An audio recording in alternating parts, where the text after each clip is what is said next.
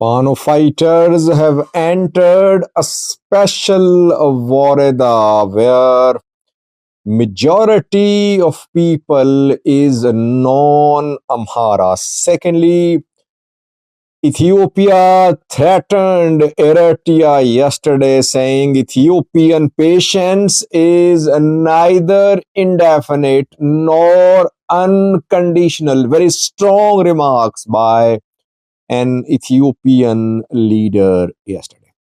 Welcome to my views and news. Thanks for watching. Let's start with the news story about a verbal threat by an Ethiopian leader who delivered a speech yesterday.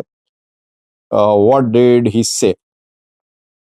Gideon Timotheus is Ethiopian foreign minister. He addressed a foreign policy forum which was held in Addis Ababa yesterday. The forum was attended by foreign diplomats, foreign policy experts, Ethiopian government officials. Gideon Timotheus, in his speech, mentioned three very important points.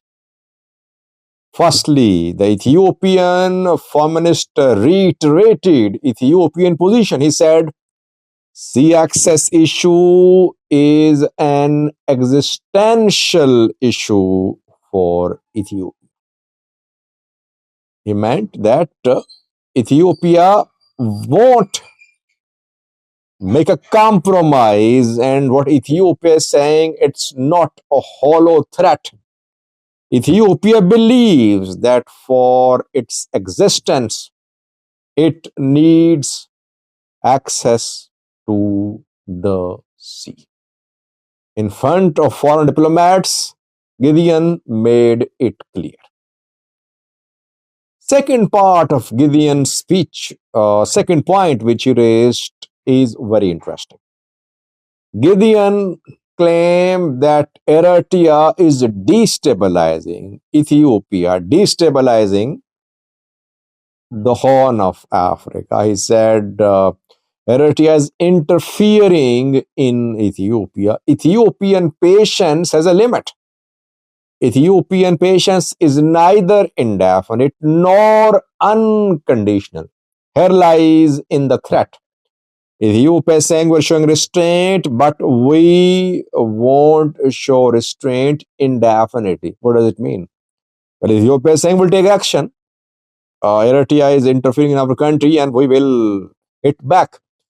Prime Minister of Ethiopia in his speech claimed that Eritrea is supplying weapons to Ethiopian proxies. It is supplying weapons to groups in Ethiopia. So Gideon repeated Prime Minister's points in front of diplomats.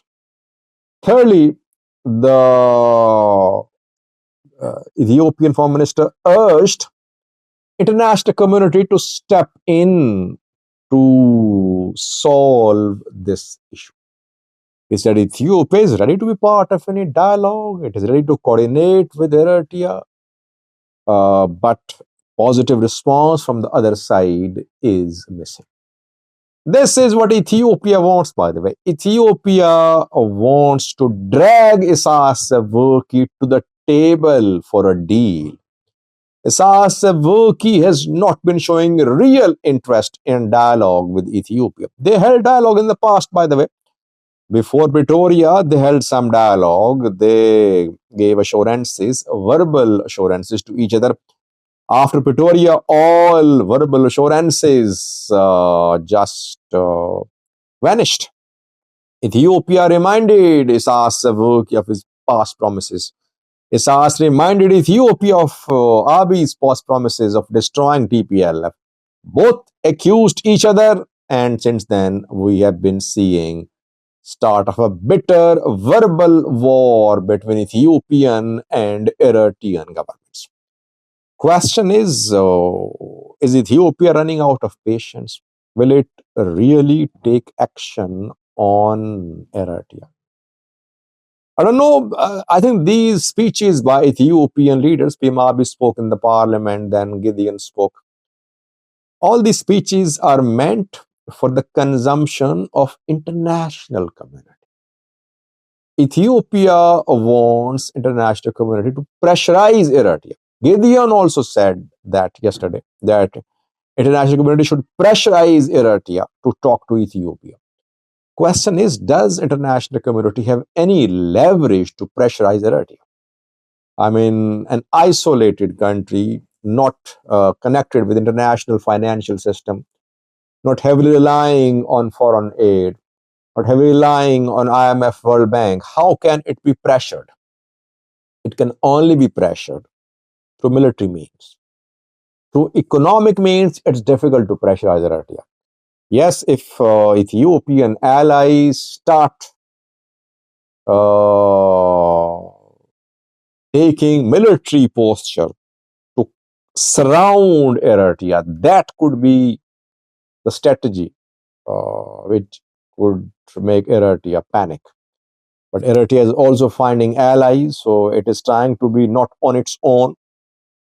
So it's a complicated situation, but Ethiopian intentions clear. Ethiopia wants international community to pressurize Eritrea.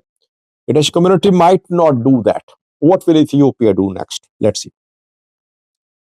Second is Fano fighters entered a special Woreda in the Amhara region today. They have released pictures from this Woreda. What is the significance of this military entry by Fano fighters in this Woreda? You know that in the Amhara region, there are some Woredas, some zones where Amhara people are not in majority. Like in Oromia special zone of the Amhara region, I think Amharas are not predominant ethnic group.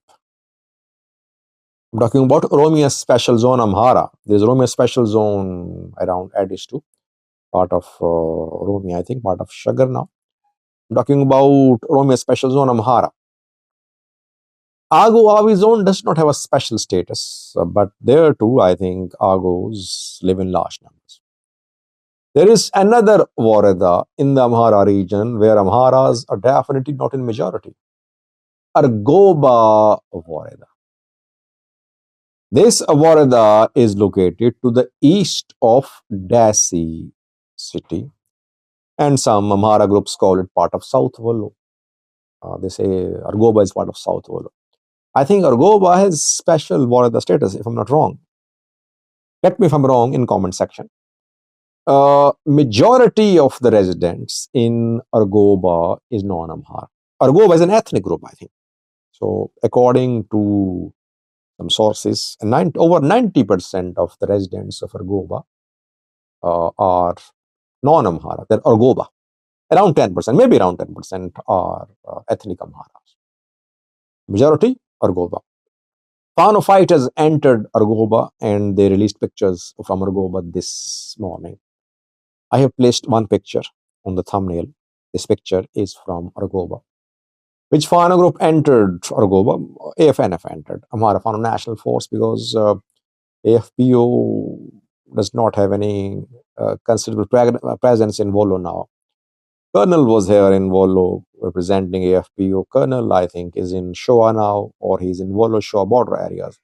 Maybe with a few hundred fighters, but majority of his group has defected and joined AFNF. So basically, AFNF is the main player in South Wollo. And AFNF fighters entered Argoba. Shoa Fano did not carry out this operation. AFNF entered Argoba.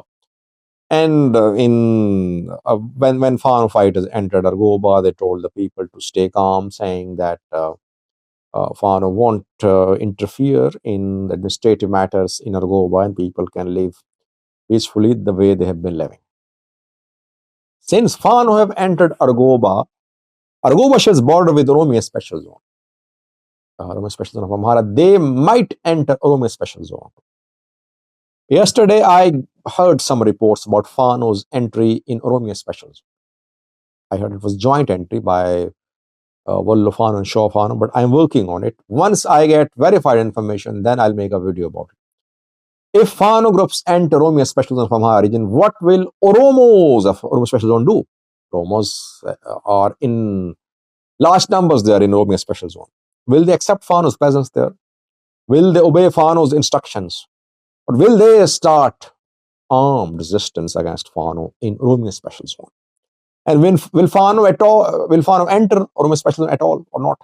I think that will be clear in coming days. If they have entered Argoba, they'll enter Oromia Special Zone too, but not forcefully. I think they'll try to take people on board. They should take people on board. Otherwise, that could pit Oromos against Amharas. Thanks for watching.